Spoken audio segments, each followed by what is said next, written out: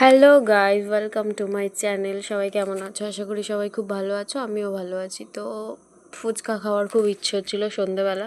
কি করব, চলো নিজেই ফুচকা বানিয়ে নেওয়া যাক। দেখো আটা মেখে নিয়েছি, সব কিছুই করে নিয়েছি, বেলছিলাম তখন। তো আটাটা মেখেছি হচ্ছে একটু হালকা খাওয়ার সোডা দিয়ে, আর হচ্ছে খাওয়ার সোডাটা দেওয়ার পর হালকা হালকা জল দিয়ে মাখতে হবে আটাটা। মেখে একটু রেস্টে রেখে দিয়েছিলাম, তারপর বেলে বেলে রেখে ওটার মধ্যে একটু হাওয়া লাগানো যাবে না, কিছু চাপা দিয়ে দিতে হবে। তো দেখো ফুচকাগুলো ভেজে নিচ্ছিলাম, বেলা কমপ্লিট সব আমার। তো আমি হালকা চাপাটা দিতে দেরি করেছি, তাই জন্য ফুচকাটা অতটাও ভালো ফোলেনি। ওই কয়েকটা যেগুলো ফুলেছিল খাওয়ার মতো খুব ভালোই হয়েছিল। তো যেগুলো ফোলেনি সেগুলোও খেয়ে নিয়েছি ফুচকার মতো করেই। কী করব, ভেবেছিলাম চুরমুর বানাবো, তো আর ইচ্ছে করেনি, ওই ফুচকার মতো করেই খেয়ে নিয়েছি। তো দেখো ফুচকাগুলো আমার ভাজা এবারে কমপ্লিট হয়ে গেছে। দেখে নাও ফুচকাগুলো কেমন ভাজা হলো। এই যে দেখো অর্ধেকের বেশি সব চিপটানো। তো যাই হোক, ফুচকা ভাজা কমপ্লিট। এবার চলো, তেঁতুলটা হচ্ছে গিয়ে আগের দিয়েই ভিজিয়ে রেখেছিলাম। সব ফুচকাগুলো ভেজে নিয়ে তারপর তেঁতুলটা গুলছিলাম। তো ওটার মধ্যে জল দিয়ে হালকা গুলে তেঁতুলের বীজগুলো আর খোলাগুলো আলাদা করে নিচ্ছিলাম, তেঁতুলের পাল্পটা বের করে নিচ্ছিলাম। তো তেঁতুলের পাল্পটা বের করার পরে ওর মধ্যে দিয়ে দেবো হচ্ছে জল। তো জল দেওয়ার পরে ওর মধ্যে কিছু কিছু খোলা তেঁতুলের দানা রয়ে গেছিলো, ওগুলো আলাদা করে নিলাম। তো ওর মধ্যে এবারে চলো দিয়ে দেওয়া যাক হচ্ছে গিয়ে লেবুর রস দেবো, নুন দেবো।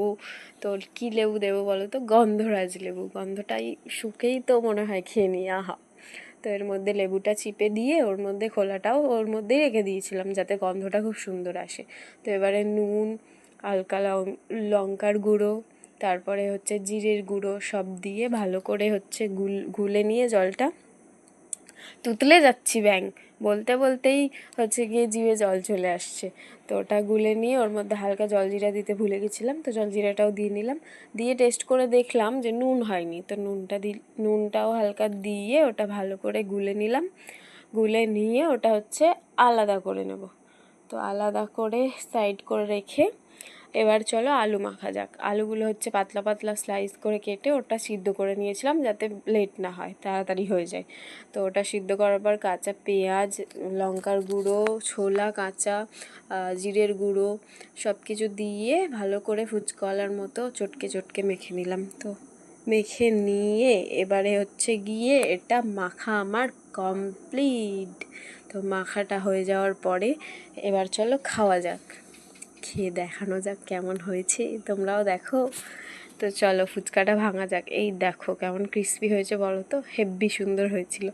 তো আলুটা দিয়ে দিলাম এর মধ্যে, আলু দিয়ে এবার দেবো এর মধ্যে জলে চুবিয়ে, চলো এবার মুখে পুরে দেওয়া যাক। আহা হা, স্বর্গ। হেব্বি হয়েছিল, হেব্বি মারাত্মক। তো তোমরাও বানিয়ে দেখো, আর কেমন হয়েছে আমাকে কমেন্টে জানিও। Tata, bye, take care. দেখা হচ্ছে নেক্সট ব্লগে। সবাই খুব ভালো থাকবে, লাইক কমেন্ট শেয়ার।